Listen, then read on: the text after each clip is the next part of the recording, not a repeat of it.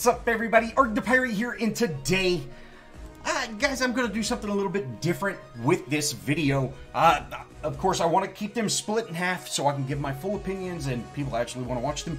But we got some big news over the item shop within Core, and I thought it would be important to kind of give a whole highlight to all the different item systems that I've personally experienced. Now, I've spent quite a bit of time with Smite and a ton of time with Paragon, both the 6-card and the 3-card system. So what I'm going to do is talk about all three of those systems. And first up, we're going to talk about the 3-card or the 6-card system from Paragon. Now, again, some of y'all that, if you started in Monolith, you might have been able to play the 3-card system a little bit, but if you started after the V42, you never got to experience that. So, I want to talk about how the 6-card system worked, and so we can kind of see what to expect with Core. And again, this is a good refresher for everybody that, you might forget about some things.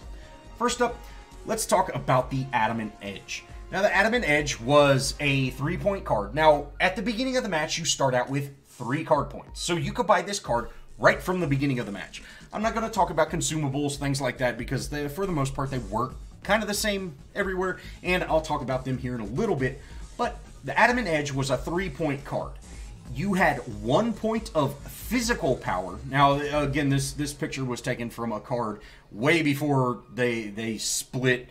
Way before they just combined all the powers together. But you used to, for 1 point, 1 card point was worth 7.6 power. And then 1 point of health was 100 health. So if you see here, this card, even though you pay 3 points for it, you only get 2 points worth of things. That was because you would upgrade these cards. Now, you would upgrade these cards. You could only upgrade this card with power or health. I got a clip for that. So, you would upgrade this card with, say, a Strike. Now, Strike, you can see this emblem is the same as this one. This emblem is the same as this one. And 2 points of Strike was 15.2 power, or double this, right? Because we only get 2 points for that. And then, greater health, 3 points of health, 300. That was 3 points in health. Okay, so you see, you kind of upgrade these cards. Now, you went up to 60 card points, and you had a total of 6 items. So, if you want to be lazy and easy, you would do 6 items that were all worth 10 points. So, let's say this 3 points plus this 3 points, that's 6 points. So, you'd put 2 more 2-point cards in, and boom, you would have a 10-point card. Now, one thing you couldn't do is you could not upgrade it with, say, Cast. Now, Cast, again, they changed it a little bit later on, and you'll see here in the next clip. Cast, a 2-point cast card, see this electric bolt? What that was energy damage. Now, again, they combined those a little later on in Paragon, but originally, and this is kind of how Core sounds like it's going to be, Cast and Strike are going to be 2 separate items. So you're not going. You can upgrade Cast onto a hero that's, Cast is an ability damage, where Strike is a physical damage. You could put Cast on a physical damage hero, but one thing you could not do was upgrade Cast into the Adamant Edge. You can only upgrade this item with these 2 specific items. So that's something to think about. We'll have to see what Core actually does. And again, I'm going to come out with a video tomorrow kind of going over my thoughts and opinions. This is just a breakdown of what the items actually did. So, okay, here we go. This is the much later, if you played at the early Monolith, this is going to be an item you're familiar with. It's power. They changed the emblem of power and health, and you see health is only 60 and power is only 6. And if you look here, I've got Casts. I'm upgrading the Adamant Edge with Cast because they changed power. It was just flat power, right? So, this item, I have 3 upgrade cards that will go into this item. So, here's 3 points, 1 point, 1 point, 1 point. That would make it a 6-point card. And I am going to have a total of 6, 12, 18 power, and then 120 health. But once you put in all 3 of these points, you got the fully upgraded bonus, which gave you 12 power. So, in a sense, this 6-point card, right now, I have 2 points right here, 3 points, 4, 5 points of power, and only 2 points of health. So that means, with that bonus, I've actually got this card at a 7-point card. So, you were encouraged to finish your points by getting this small bonus. But the small bonus wasn't game-changing. You know, if you had, let's say, you had this as a 5-point card, and the next time you back, you have a full 10 points, instead of finishing this card and not being able to finish your next card, you could just finish a 10-point card and come to this one, you know, come back to this one later. You could do things like that, and it wasn't uncommon to do that. You know, it's just, they worked a little bit differently. Now, there are other types of items in Smite, in Paragon, that didn't give you bonuses like this. Their bonuses were different. And if you can see, this one, the Adamant Edge, it has 2 points, and then it gives you 2 points once you complete it. Now, with items like the Sage's Ward, it gave you kind of 3 points from the beginning. You got 6 points in power, or 1 point in power, 1 point in health, 1 card point, rather, and then you also got access to wards. Now, wards refreshed every time you went back to base. You could only put 2 down, but you could spam them like crazy. Every time you went back to base, you got 2 of them. So, this card, even though it, look at this, power, 6 health, and then 6 power, 60 health. It's the same card, except this one gave you wards and only 1 point of power when you fully upgraded it. The other one would give you 2 points of power when you fully upgraded it, but you didn't have access to wards. So it really customized how you wanted your deck. And if you see here, if this item right here was fully upgraded, it would be a 10-point item. 3, 6, 8, 10.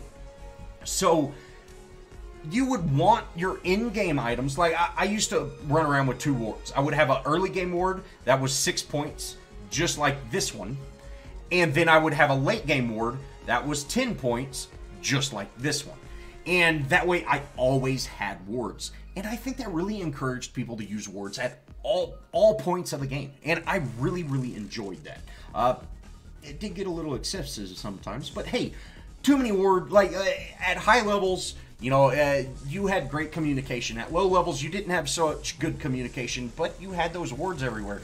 And warding and counter-warding was an actual game mechanic that you did every single match. And I always thought that was really fun.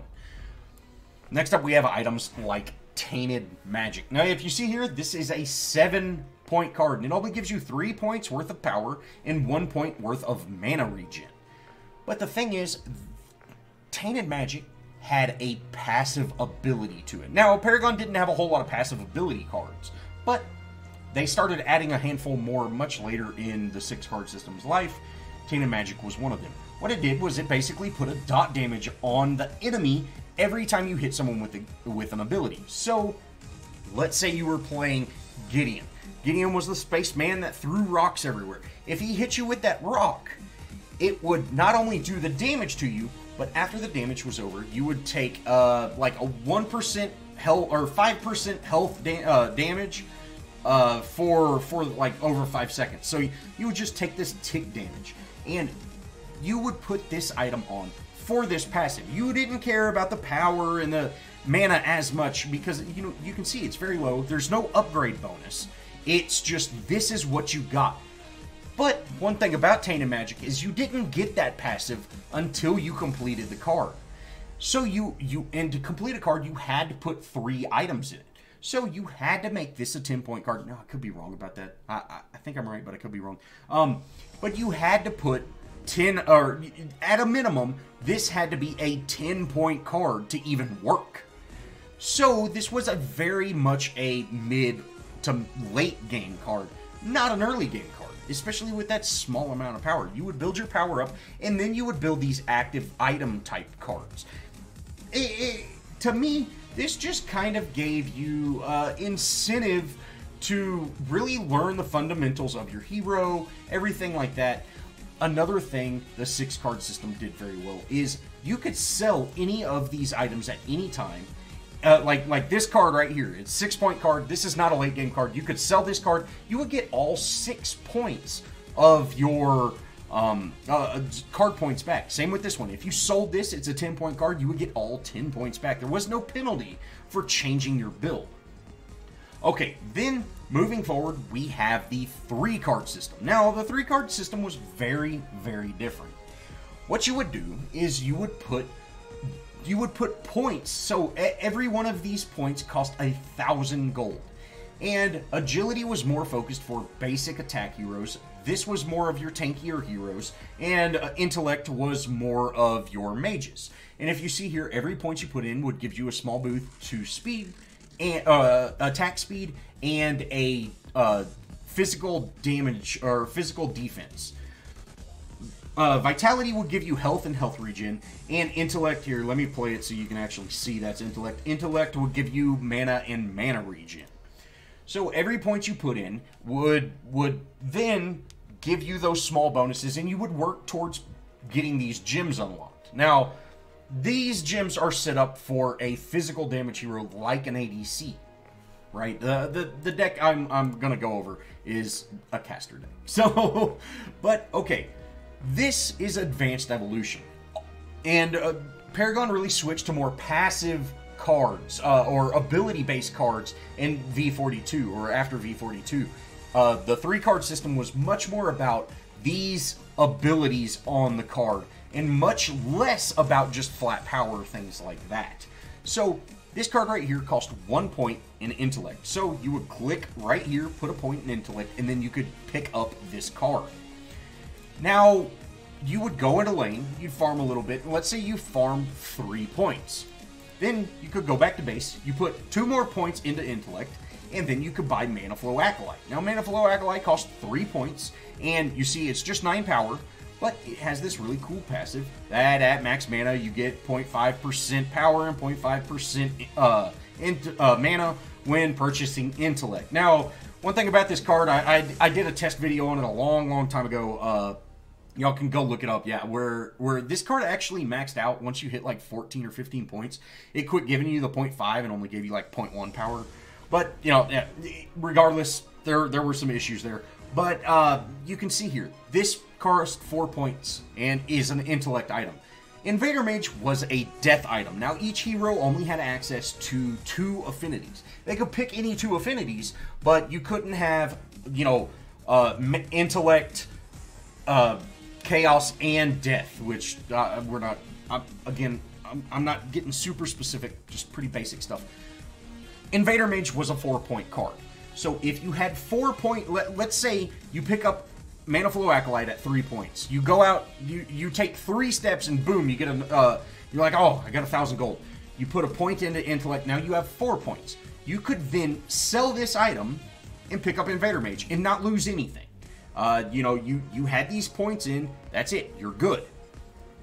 Invader Mage is quite a huge upgrade from Mana Flow Acolyte. Not only is it almost 50% more power, but it was one of the few items that actually gave you armor pin. So, you can see this would increase your damage tremendously. Now, you could put Mana Flow Acolyte on, and with this, you know, rank up of power, and you go up 14 points, you might be able to do more damage than Invader Mage, but Invader Mage was just a better item all around. It was better at early game, and it was almost better at once this thing was maxed out. But the thing is, once this thing was maxed out at 14 points, you're going to sell that item already. So, there were some issues, like I said, guys. But, okay, let's say you've got this Invader Mage on, and you go out and you farm 4 more points. So now you have 8 points in Intellect. Well, then you can pick up Atomic Soldier. And look at this, guys. We go from 13 power and 10 pin to 15 power and 145 max mana. Doesn't sound like a whole lot, but look at this passive, guys. Ability damage is increased by 10%. That's huge. It doesn't sound like much, but that's huge. So again, this card, you could only have one. Cards were unique. You could only have one at a time. So you couldn't have like 4 Invader Mages on. You could only have one. But this is the natural upgrade to that. You know, you would put 8 points on and boom. This is your late early game or early mid game card. And you put this on and run around with that on. And hey, it's a great card. Well, let's say you farm some more, right? You get another 4 points. You could go back to base and then put this item on as well as this item on. And again, you're not losing anything here. And so that's 12 points in intellect. But you know, with this gem system, you really wanted to get your 13-point gem because 13-point gems were very, very strong. So you know, you probably wouldn't want to go back as soon as you got 12 points. You know, you could because you could put these on in lane. But you know, if you waited till 13 points, you could actually run Atomic Soldier, Invader Mage, and the Advanced Evolution. You know, anyways, whatever. But the natural progression would be after you have this build, then you would save up. You would want to put another 3 points into Intellect and then 3 points into Vitality, giving you 15 points of Intellect, 3 points in Vitality. That would allow you to pick up Shadow Dancer. Now, Shadow Dancer, it's 18 power, 24 basic, which again, it was 2 more points. It was 2,000 more gold than Atomic Soldier, but it has this awesome passive. And if you see, it basically gave you stealth. It was such a broken card. Anyways, but again, you just bought these items and you would upgrade these items. And again, well, let's say you go back and you only have 3 points, put on that Mana Flow Acolyte, things like that. You know, you constantly progressed over items. You know, you constantly try to make yourself better. All right, let's jump into Smite. Talk about Smite for a second. Now, for those of y'all who have played Smite, y'all, I'm sure you're very familiar with the system, but for everybody else, in Smite, you have starting items, which they call them blessings. And if you see here, here's a very good one to look at. Guardian's Blessing, it gives you 100 health, 5 physical and magical protections, 7 health and mana. You get 7 health and mana back every time you assist with a minion. So again, guys, this is designed for a Guardian or a support because you're not. It is anti last hits. You don't want to get last hits. You just want to assist with them to get that regen back. And then you get 5 MP5, which MP5 is mana per 5 seconds. So basically just mana regen. They just call it something a little bit different. And then 3 gold per minion assisted. And again, this is assisted. This is really meant for a support that doesn't take last hits. And then you have this passive, or you have this kind of quest, right? A little quest that you do. Assist with minion kills to gain stacks. Each assist is worth 1 stack, and at 50 stacks, Guardian Blesses evolves to gain 4 gold per 5 seconds. So you get a constant flow of gold because again, this is designed for supports that are not taking creep score. I think this is a really cool item. But again, you know, this is super unique, and you can see it 700 gold is what it starts. You start the match at 1,500 gold, I think. So, you know, but again, we didn't really have those type of starting items in Paragon. You do in Smite. Smite also has consumables. Now, the big difference between consumables in Paragon and consumables in Smite is, in Smite, they are not part of your items. In Paragon, you had to have a free item slot, right? And if you were on the PlayStation, you had to have a free item slot that was either left up or down, right? Or whatever it was. Or maybe they had 4. But you had to have, you know, your actives went in a certain area. In Smite, there are no real active items, but you do have consumables, and consumables go right here. Well, there are active items in the forms of relics, but I'm not going to talk about those. But again, your 6 main items, they're not active items. It's just consumables and relics, and they're completely separate from your items. Now, again, you have your potions, just regular mana, health, or health, mana, and then a multi-potion that does kind of a little bit of both. As well, you have chalices, which chalices, they cost, you can see it's 6 times what a potion does, and it gives you 3 charges of a health potion. And, you know, even though it costs 6 times, what it does is every time you go back to base, it refills. So every time you go to base, you get 3 more potions, basically. So if you use a lot of potions like me, consumables are pretty, or the chalices are pretty neat. And there is actually a chalice for all three, the mana potion, or health potion, mana potion, and actually a ward, which is pretty cool. You know, I think the chalice's idea is very, very neat. And we might see something like that in core, which again, we'll talk about core in a second. Now, one thing Smite also does differently is wards. Now, in Paragon, again, in the 6-card system, you had that one card that recharged with wards every time you went back to base, and those were the shadow wards. Remember the plain ward that no one used because it was terrible and everybody could see it? Well, we won't talk about that. Well, in Smite, there's two different types of wards. It's the same. You have the plain ward, and then you have a sentry ward. Now, the plain ward costs 50 gold, which is the same as a potion, and you can only put down 2 wards at once. These wards can be spotted by, you know, you can see.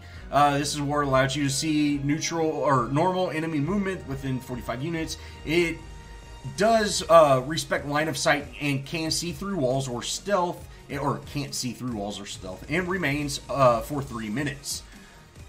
It's just a simple ward, guys. But you have sentry wards. Which sentry wards? This is a ward that allows you to see enemy movements and other wards within 45 units. So you can use this to detect other people's wards, to counter ward. Low-level play in Smite, no one ever uses wards. I'm guilty myself. At high level, you know, warding, anti-warding is a huge, huge, huge thing. But again, you have to have this specific ward that costs, you know, more than double. And again, those go down in consumables. So if you've got a bunch of potions, you can't put them down there because you got to get rid of your potions. And then lastly, Smite has kind of battle potions, I guess. You know, there's the elixir of defense, which is just a, you know, magical protection thing, and the elixir of power, which is just a power boost. So you drink a potion that makes you stronger, kind of thing. That's kind of that late game thing where you've got so much gold you don't know what to do with. There you go, buy those items and you go wreck face. Now the item shop is set up a little bit differently in Smite. Now, first up we have T1 boots. Okay, so your T1 boots give you 6 movement speed. You know, nothing major. T2 boots give you 12 movement speed. Now, one thing, when you upgrade these items, now this is going to be important when we talk about core here in a second. When you upgrade these items, you lose the first item, right? So, if you buy boots 1, and then buy boots 2, you no longer have boots 1. You're not getting 18 movement speed. Boots 2 takes the place of boots 1. So you just get 12 movement speed and 10 physical power. Now, if you look here, guys, that's a pretty big jump. So this cost 500 gold. This cost 400 more gold. It's hard to tell because I've got, you know, like 10 billion gold. But if I were to buy this boots 1, this would change to 400. So again, for 400 gold, so not even double the amount of gold, you get way more than double the benefit. And then again, when you go from T2 to T3, which is, you know, this is 900, this is only 1600 total. So if I would buy this one, this would go down to 700. You get 4 times the power. And again, you just get 6 more movement speed, but 4 times the power. So this is a huge, huge, huge upgrade. Not only the movement speed, but the power itself. And if you do the same thing, you have Ninja Tabby, which you only get double the power, but you get 100 mana and 20 attack speed. So this is, again, you know, the movement speed and physical power is doubled, but the mana and attack speed is way more. So you're getting these huge spikes in every time you go back to base with enough gold. You're getting a huge spike in the items that you have. And then we even have other items. Now, Smite has a lot more ability-based items than Paragon did originally. If you see here, we've got Morning Star, which is just power. And then the rank 2 of or the rank 2 of Hydra's is Hydra's Star, which is double the power, plus 5% cooldown, plus this 8 seconds after using an ability, your next basic attack will deal an additional 10% damage. That's pretty big. But if we look at the tier 3, which is not even double the price of the T2, if we look at that, guys, it is a massive, massive increase. So double the power, 40 power. We have double the cooldown. For 8 seconds after using an ability, the next basic attack will deal an additional 50% damage. Abilities that function like basic attacks do not benefit from this. You don't need to know that. That's God-specific stuff. But did you notice one thing that happens between this one and this one? That 3 seconds also goes away. This effect can only occur every 3 seconds. That goes away.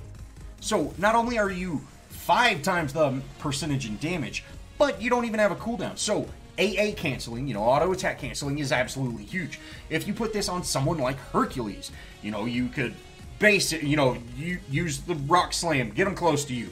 Basic, charge them, basic, heal, basic, and then ultimate them. And if they survive that, they're a full tank or something.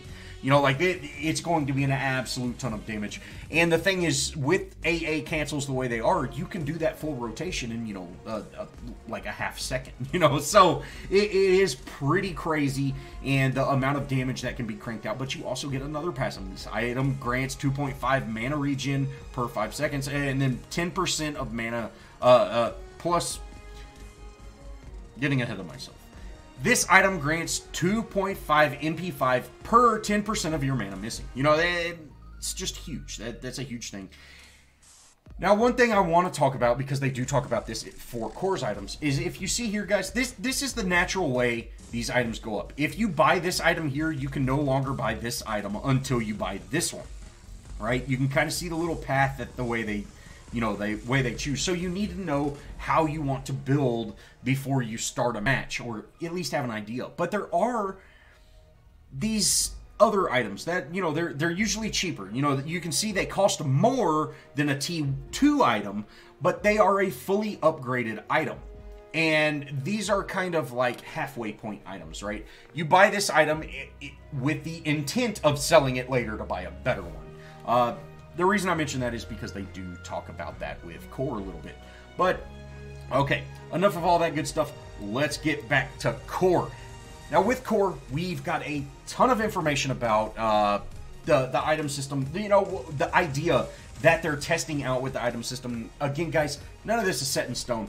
But this is the page we get to look at. We can see all the different, items, types of items. We've got consumable, movement, vision, damage, attack speed, all that good stuff, the normal stuff.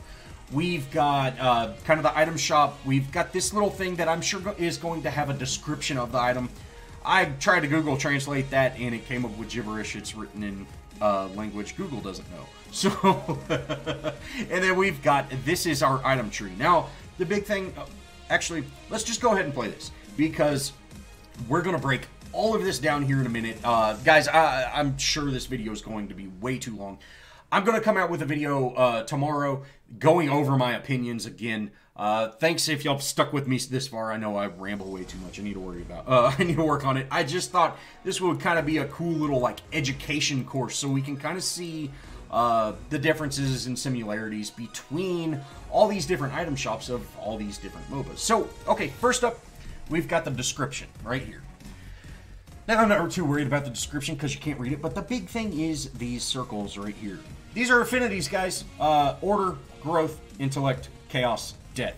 They call them something different in core. I can't remember it. I will look it up and remember it for the next video, but these are affinities.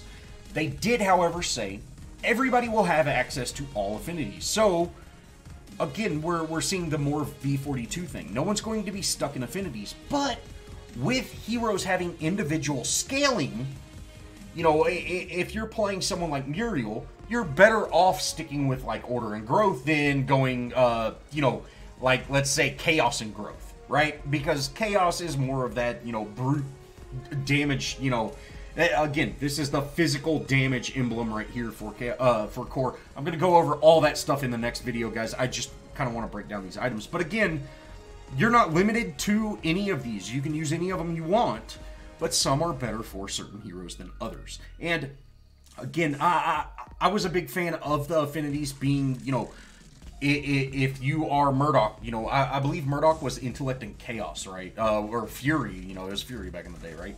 Or am might have been chaos. I can't remember now. But, you know, he was limited to those two. That's all he could do. And then Sparrow was like order and growth, I think. You know, so even though they were both ADCs, they performed very, very differently because they had access to different cards. That's not going to be the same. Everybody's going to have access to all the cards. So if that is a concern of y'all's, you know, hey, they've already said we want everybody to be able to build however they want. All right. Now, again, we did get to see 4 cards. We got to see 4 cards, and that's the Crying Handgun, Usurper's Flamethrower, Atomic Explosion, and Heart of the Jungle. Now, these, I'm going to assume that this is T1, T2, T3, because if you look, the circles, right? Right. This is a T2 of a different affinity, which, again, they're calling them something different. It's been a long day. It's been a long week. These every 2 days, man, they're killing me. But, okay, this Heart of the Jungle, we're not really going to worry about that card too much because we'll look at it here in a second. I'm pretty sure that's going to be health regen. Yeah. Man, it seems like there was like a Heart of the Jungle card in Paragon. There was something like that. But these are the 3 we're going to look at. Crying Hand Cannon, Crying Handgun, Usurper's Flamethrower, and Atomic Explosion. Rank 1, Rank 2, Rank 3. And we can see plus 3 damage, plus 12 damage, plus 36 damage. Now, guys, I'm gonna put some math up on the screen. I'm just gonna kind of just go off the top of my head. Remember, I'm kind of a dummy, so I'm gonna get all the math wrong. But this is coming from MetaBuff. If you buy the T1 and then buy the T2, the T1 stays. It does not go away, guys. So if you have both a T1 and a T2, you have 2 items.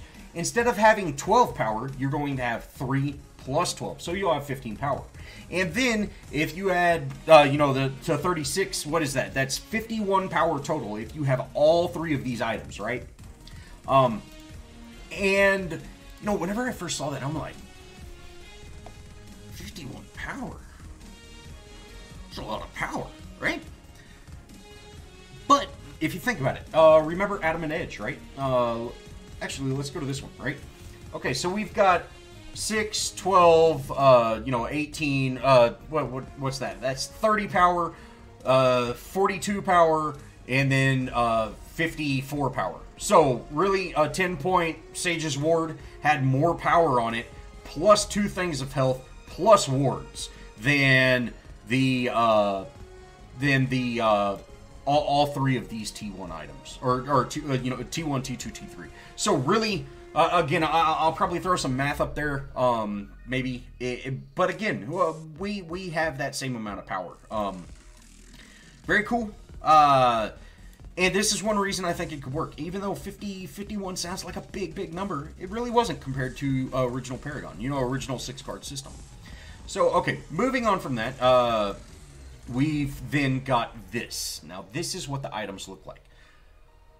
Right here, these are your consumables. Consumables are going to be separate from your items, like Smite. Pretty much like every other MOBA, right? But anyways, I'm sticking with Smite and Paragon. So, okay, if you look here, now the difference between this one and this one, you can see this is, I'm going to assume T1 is in that corner, T2 is in that corner, T3 is the square full, and you can see there is not an upgrade. But they do have access to the upgrade because all 3 of these items are within the same affinity. In this one, he's got, let's say, Chaos Affinity, followed up by a Growth Affinity. He's not going to be, you might be able to advance to the to a 3rd tier, so you might be able to really customize the, what is this, 18 different items that you put on. You might be able to very, fine-tune and customize that. But anytime you don't follow that set affinity path, you're going to miss out on this gem. So, guys, what I really think is what they've done is they've taken the 6-card system, taken the 3-card system, mashed them together, and then added a couple of elements from other MOBAs. I like that. Now, as you all know, I wasn't a big fan of the system for Smite. But with heroes having individual scaling, this is going to be big.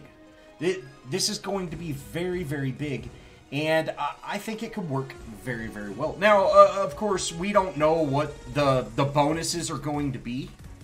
The one thing we do know is they will be you will have a refund cost, so you're not going to be able to just switch out cards willy-nilly like you could in Paragon.